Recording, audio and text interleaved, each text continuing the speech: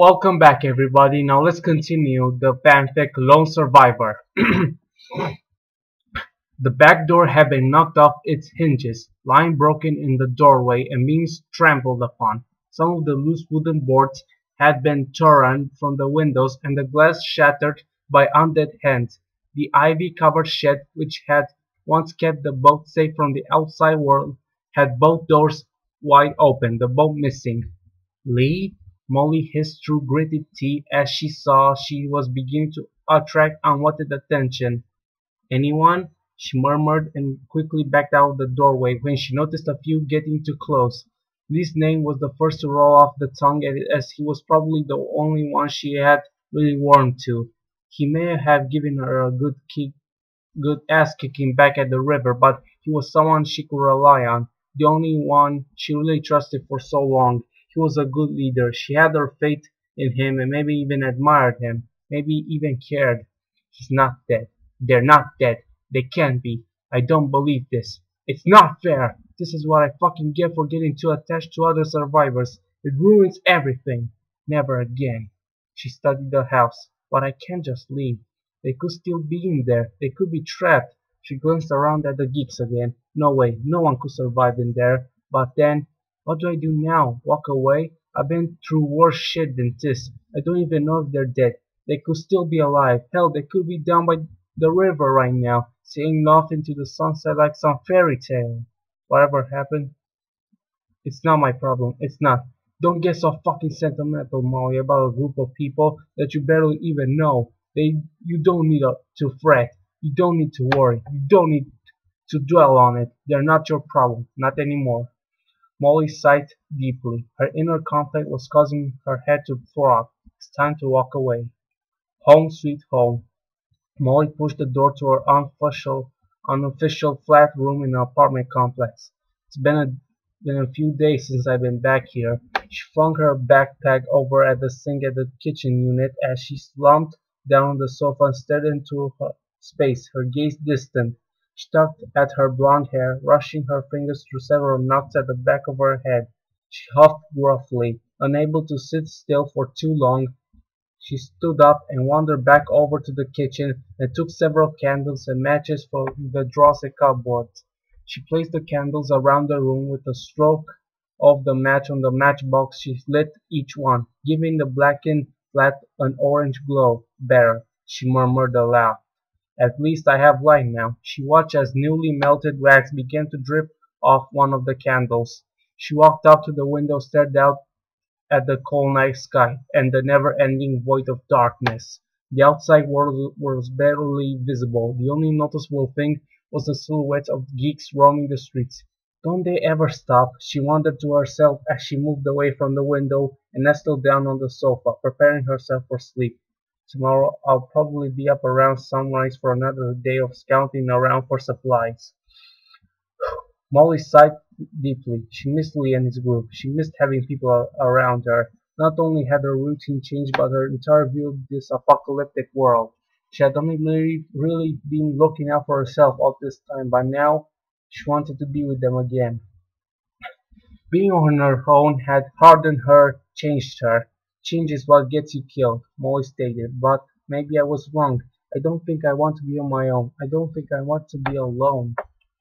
Molly rolled her head back and shut her eyes. "You better be on your own. It's the way it's always been and always will be." Her thoughts trailed up as she drifted off to sleep. Molly felt sick as she zipped up her black jacket. She felt exposed, violated. Every fiber of her being was telling her that what she just did was wrong. "It doesn't matter. I'm doing this for my sister. I'll do whatever it takes to keep her safe." Dr. Logan punched a code into the numbered lock while Molly observed closely. "Maybe if I had the combination, I wouldn't need to keep doing this. I could take what I need and no longer have to do this deal." Dr. Logan caught her looking at Dr. View. "Don't even try," he told her. Molly retorted, scoffing at his words. He picked up some medication and then handed it to her. She grabbed it, but he did not let go of the medication. "Listen, as fun as this was, I have to put a stop to this little arrangement. This is the last I can give you," he told her. "Why?" Molly questioned, a rising feeling of anger beginning to take hold. Oberson had someone down here yesterday doing inventory. He's really cracking down. I just can't risk it. We had a deal. Molly yelled angrily. Yes, we had a deal. We don't anymore, he said, letting go of the medicine as Molly snatched it away from him. My sister needs this medicine. Without it she'll die, or she'll start showing shit symptoms and they'll take her away. I can't let that happen, she pleaded as Dr. Logan moved towards the camera which was recording their little discussion. I'm sorry, Molly. I've done all I can, but I have to look out for myself here. Yeah, that's the Crawford way, isn't it? She said, pushing past him and knocking his shoulder purposefully and stormed out of the room.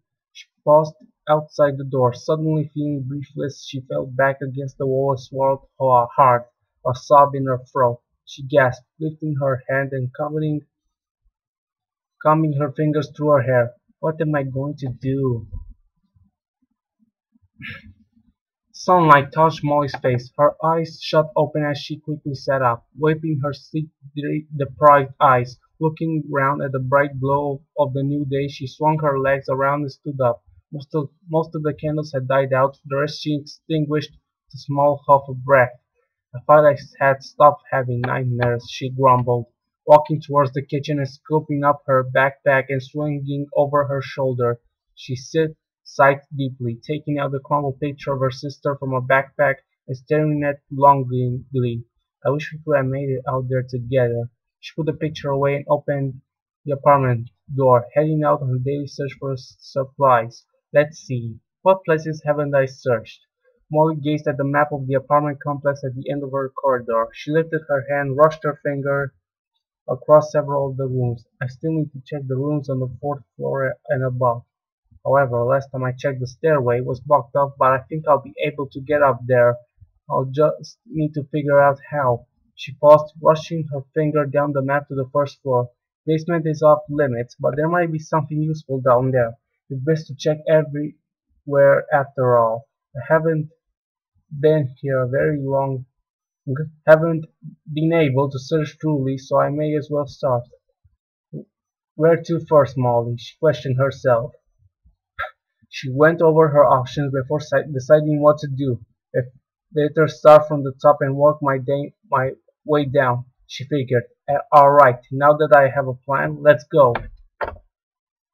She pushed through the doors which led to the staircase and began to move upwards, the stairs spiraling round and round as she paced several doors till finally coming across the stairway which led to the fourth floor and upwards. The area was filled up by a large rotten wooden board, and as Molly approached she grabbed a piece of wood with her bare hand and tore it off. Corroded, she murmured, slowly reaching for Hilda, which was attached to her backpack. Lifting the ice pick, she quickly swung the weapon towards the wooden board, chipping off pieces of wood. She swung the ice pick again and again, the wood weakening as she swung harder and faster. After giving the wooden board several blows, she lifted her foot and kicked it, dust pouring out the new opened-up area. She coughed, the dust irritating her throat and lungs. She had knocked in a small part of the wood, giving her enough room to climb through and onto the other side. Molly took her white mask and covered her mouth and nose. She gave the stairs one last swoop before stepping into the dim light that could barely reach the higher floors. Room 4007. I don't know how. Maybe this one will have something actually useful inside. Molly grabbed the door now, only to find that it was locked. Of course, she muttered out loud, standing back. She lifted her foot and kicked the door. A shooting pain rushed up her leg, but she ignored it as she raised her foot and kicked the door again. She breathed heavily for a brief moment before lifting her foot and giving it one last kick. The lock broke and the door swung open, revealing the apartment inside.